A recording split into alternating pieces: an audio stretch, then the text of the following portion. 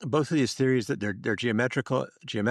There's a kind of a very basic symmetry story behind them, and once you understand the symmetry story, you can understand how to construct a theory, right, largely.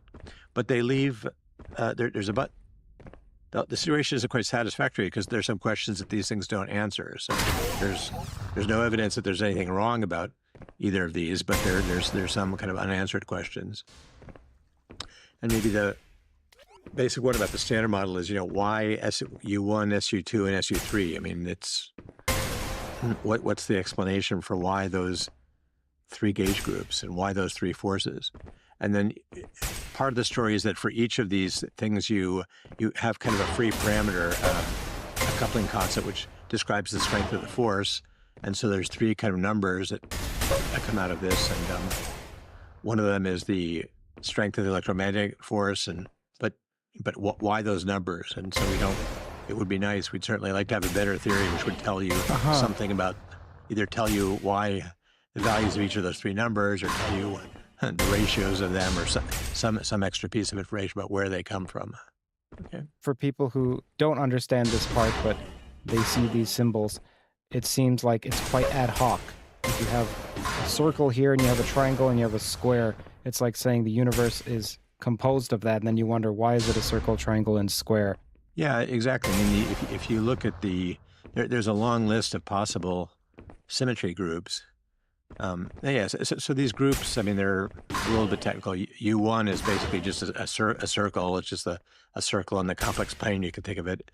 SU2 is, you can think of it as, well, it's 2 by 2 unitary matrices with determinant 1, or it actually looks like a three-dimensional sphere. Right. SU3 is 3 by 3 unitary matrices of determinant 1. But why those three groups? I mean, they're among, if you look at the possible symmetry groups, Lie groups of this kind, these are kind of three of the simplest possibilities.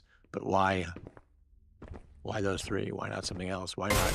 Before we move on, the quick retort would be, well, no matter what it was, whether it was E8 or G2, we would still say, well, why E8? Why G2? No? Well, sure. But I'll get to this in a minute about what yeah. So one kind of unification is to say, and maybe say something about this, is that, so we'll see that anyway. Maybe give me a minute to get to that next. Yeah, okay. To grand unification, and we'll say a bit about that. Wonderful. But this kind of is the problem. And so anyway, this is the general version of the problem. And then with the matter particles, I mean, so one question is kind of, why are these things spin 1/2? Why are they fermions? Why do they spin 1/2? And then why do they have this specific pattern of charges? And these, this short list of kind of numbers which tell you how they're integers, which tell you how they couple to the U1, SU2, and SU3, and why that pattern of charges. And then they come in kind of three generations. They're kind of it's a pattern. You see the same pattern copied 3 times. Mm-hmm. Why all of this? So it's kind of small and manageable amount of kind of discrete structure, but where does it come from? It's not. It looks like there should be some explanation for it. The other thing is about the Higgs field. So the Higgs field is this scalar field, and you've chosen its potential energy so that it has a minimum away from 0, so it breaks the symmetry. And so, where did this kind of potential energy function for the Higgs field come from, and why the Higgs field? The Higgs field is a sort of a complex doublet that transforms under SU2, and what's that about? And then why this potential energy function? And then the matter fields are all getting their masses from the strength of their coupling to the Higgs field. These are called Yukawa couplings. Why does each different matter field seem to couple to the Higgs field with some different parameter, and where do all those parameters come from, or what's going on with that? So those are some of the questions that you have just looking at this theory, that, why it looks like there should be a better theory which explains these things. And then maybe a couple of other things to say about why we're not quite happy yet. So one question that's something that's actually not mentioned very often is that there's a technical problem. It still has never really quite been sorted out, is that when you write down this quantum field theory of the standard model, it's if you mostly do computations in perturbation theory using Feynman diagrams, and that's kind of an approximate calculation method. We've know how to make that. That works fine. But we also know that that only works in the limit of kind of extremely small coupling. That for larger couplings, you need a definition of the theory, which which works for any coupling. And for SU3 and U1, well, for the SU3, we think we know how to do that. It's done using lattice gauge theory. You can write down this lattice discretization of the theory, and you can very explicitly say, here's how you would put it on a computer, and you do this computation, take a limit, you'll get, that defines the theory. And if you start trying to put the matter particles into that leads to some confusing and complicated things, but there are ways to make it work. But there still is no known way to really completely make this work for what are called chiral gauge theories in general, but specifically for this SU2. The SU2 couples differently to, we'll talk later about left-handed and right-handed spinners, but the SU, unlike the U1 and the SU3, the SU2 couples differently to left and right-handed spinners. And how to, if you try and do that, if you try and discretize that and put it on a lattice, or if you try to find some other way of defining that non-perturbatively, it's still not known exactly how to do that. There's some pretty complicated proposals for what something it might work, but that's an open problem that's never really been resolved. Okay. And it's not often mentioned. Okay. And the problem that has gotten all the attention is that the general relativity looks fine as a classical theory, but if you try to quantize it using kind of standard methods, you find this renormalizability problem. You find kind of infinities which you can't be handled in a standard way, and any way you try to handle them just is going to introduce an infinite number of new constants into the theory or something. So nobody really has there's maybe two ways to say this. Nobody has a really completely consistent, non-perturbative definition of quantum gravity, either by itself or coupled to the standard model, in the sense of something that really you could show this is always going to give consistent answers, and that you can calculate anything you want. But that's one way of saying it. But another way of saying it is that there are plenty of people who claim that, okay, they have an idea. Here's the idea. Here's a way to solve quantum gravity, whether it's string theory or loop quantum gravity or 100 other proposals. And many people claim to have kind of at least a plausibility argument that they've got a way to handle the problems of general relativity. So depending on how seriously you take these claims of people, you could say either there's no such thing, or there's actually a huge number of them. So we have, in some sense, if you believe everything that a lot of the string theorists would like to be true, they would like to say that string theory gives you such a thing, but it may give you kind of an exponentially large numbers of such a things, depending upon these questions about string vacuum, etc. So, anyway, there's maybe two ways to say the problem. One is that this problem there is no solution at all. The other is to say that the world is full of claimed solutions, but none of them really seem to actually explain very much, or have any way to test them or are satisfactory. So now I want to kind of start on what has been happening since April 1973, when it became clear that what these problems were was more or less immediately obvious. And so the first thing that happened is a few months later, Howard Georgi and Shelley Glashow came up with what's called the first example. It's called the Grain unified theory. And so they were kind of addressing, I think, the kind of thing you were starting to ask about, which is, what happened. So they were trying to address this problem. What about these three groups with three constants? Maybe we can at least improve the situation by fitting them together as subgroups of one larger group, and either something that was typically SU5 or SO10 they were talking about. And then So you only had this one group, and one thing that's very good about this is instead of having 3 coupling constants, you've got 1 coupling constant. So Right. So this kind of if you do this, you end up with relations between the three coupling constants. And so then anyway, so you have to do that. You have to do that. The other thing you have to do is Oh, just a moment. Sorry, can you explain that you get a relation between the 3 coupling constants from the one larger Lie group? well, there's only one. Yeah, I mean, anyway, if you write down the theory for write down the theory for the bigger Lie group, it's just got 1 coupling constant in it. And then what you have to do is you have to explain why do we see but why do we see the three coupling constants? But maybe I was going to come a little bit more to this in later. I mean, this is kind of the problem. The problem is that you have to. If there just was an SU5 theory, there just would be one number that determined everything. The problem is that we're seeing 3 things and 3 numbers. So you have to first explain why are we seeing 3 things, not just that one thing. And then once you have a model for why we're seeing the 3 things, that model has to explain, how you go from getting that one number to getting 3 numbers. I see. Does it give you a relation between those 3 numbers? Yeah. Like some bound or some inequality? No, I mean, so very precisely the way that this works is you set this up with a new kind of Higgs mechanism, and the new kind of Higgs mechanism is such that if you go above a certain energy scale, the so-called gut energy scale, which is like 10 to the 15th GeV, then all you're going to see the full SU5 theory, and it just looks like the SU5 theory. You're above. Anyway, yes, there's some kind of new symmetry breaking scale you had to introduce, and above that symmetry breaking scale, you do just have one theory. You have 1 coupling constant.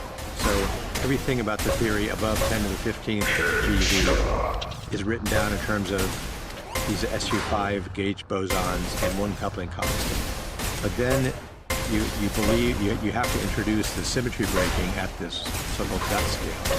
And then once you introduce the symmetry breaking by a new set of Higgs or something, then you have to kind of evolve down to lower energies and say, okay, what are we going to see at our energy scale?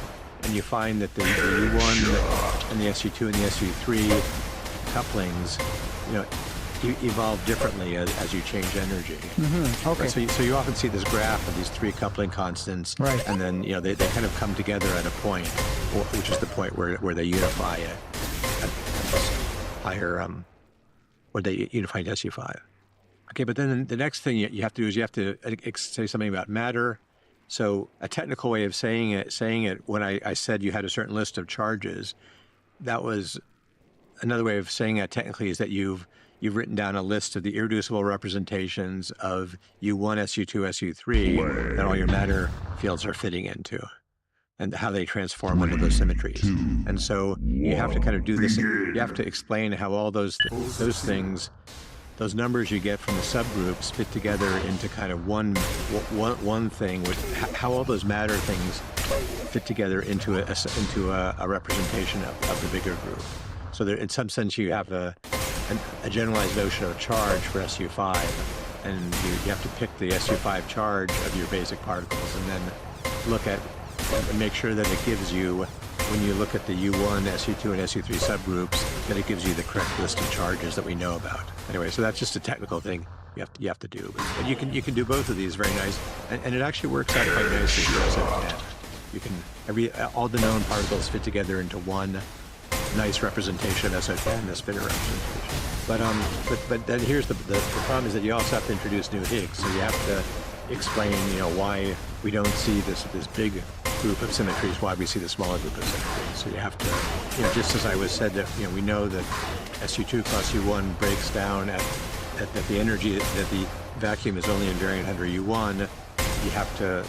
We know that the vacuum can't be invariant under SU5 or SO10, so you have to introduce some more dynamics that's going to break it down to this. And later you're going to break it down again to the U1. Great summary. Okay, so there's initial thing. I know that Georgia and Glashow got very excited about this, a lot of people, because this not only was, they gave you a little bit of pretty pattern of an explanation of some patterns in some of these numbers, but it also gave you some new predictions of some new physics. And in specifically, it's because you're putting this SU2 with the weak force and the SU3, the strong force, together, quarks can decay into leptons, and so protons in particular are not going to be stable. That the quarks inside a proton or inside a neutron, well, let's say quarks inside a proton, are going to sooner or later at some point decay into another quark and a couple leptons. And you had a nice calculation of exactly how fast that should happen. And the initial numbers that they got were that this should happen, but very, very slowly. So it was perfectly consistent with the fact that we don't observe protons decay. But so people then started going out and doing experiments, looking for proton decay at the kind of rates that these things predicted. But then the problem was, and the basic problem since then has been that, it turns out protons don't decay. I mean, people have kept building bigger and bigger detectors and looking more and more carefully for this, but there's just this just doesn't happen. Protons don't decay. And any of the kind of characteristic new physics you would expect from this, from having this larger group of symmetries, you just can't see any of it. You don't see any of it. So it's not that we found proton decay is just smaller than the rate expected. It's that we haven't found any evidence for proton decay. Yeah, and so, I mean, so these initial SU5, SO10 theories actually had kind of a very rough estimate of what. I mean, the problem is the exact rate depends on how you do the Higgs breaking and various other things. But so the initial kind of predicted rate, but by now I don't know I forget the numbers, but by now it's 10,000 or 100,000 times. And anyway, the bound is way above that. So, got it. So this is definitely wrong. And I know that so one thing that's true and interesting about Georgia and Glashow is that they actually did give up. I mean, part of the whole problem in the subject is people don't give up on these ideas. They did give up, and they stopped working on this. And if you go and talk to them these days, they'll say, "Yeah, well, this was a pretty idea. We were very excited, but it really didn't work, and we've given up on it." Interesting. Yeah, and I believe Georgia or Glashow is working on the unparticle now, correct? I know that Georgia. Georgia is the one with the unparticles. But anyway, they've done a lot of different things, but I forget exactly when, on a time scale of 10 or 15 years after this, when the experimental results came in, and said, okay, well, we were wrong. This is just a bad idea. It doesn't work. That's one part of this. But maybe the thing to say that to me the more disturbing situation is you can go and open a lot of kind of basic textbooks that we teach graduate students with, and they'll tell them this story. They'll tell them, there's this great, wonderful idea about unification, and here it is. And they don't really mention very clearly that it doesn't work. Okay, then supersymmetry was another kind of part of our kind of standard paradigm that we've been living with, and it also, the earliest standard model was written down in April. By December, people were writing down these supersymmetric extensions of the standard model. So let me explain what those are. This can get quite technical, but one way of saying the basic idea is if you understand, there's this crucial relation between spinors and vectors. That spinors, in some sense, are a square root of vectors. They're mathematical objects that if you take the tensor product of two of them, you get a vector. And if you think of vectors as being corresponding to translations, we know that the world locally looks like a certain vector space of 4 dimensions, and you can translate in any 4 directions, and you get corresponding momentum or energy operators. And then there's also rotations. But what supersymmetry says is, well, you should extend your standard story about momentum and angular momentum and how it fits together into this Poincare-Lie algebra, and you get these generators. You should add some new generators which correspond to the spinor direction, which correspond to the spinors, and they're going to be anti-commuting, unlike the usual, the ones you know about, but they're anti-commutator. The fact that tensor product of these spinners is a vector will correspond to the fact that the anti-commutator of two of these operators will be a translation operator. So that's the basic idea of supersymmetry. It is a beautiful idea. And so what you do then is what people did starting in '74 was you take the standard model and you just kind of add some fields to it and things which then allow you to define this extended symmetry and define these new spinner generators, these Qs, these supersymmetry generators. And you can do that with the standard model. You can also play the same game with one of these grand unified theories. You can take your favorite grand unified theory and turn it into a supersymmetric grand unified theory. Okay, and again, so there's a lot of enthusiasm about this. I mean, a lot of it was also kind of driven by just the beauty of the idea. This is a really beautiful idea. If you try and do this, you find that these Qs with all of the this U1 plus this U1, SU2, SU3 commutes with these Qs.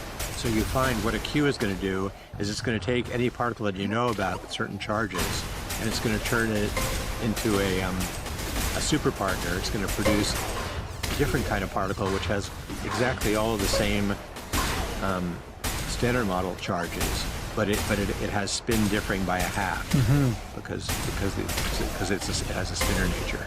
So it has this prediction that and maybe I shouldn't say that this wasn't completely enthusiasm.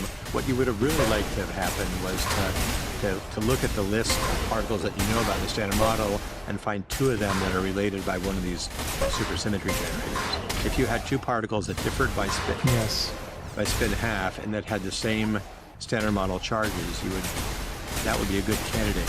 You would identify them as super partners. Yeah, you'd have two super partners, and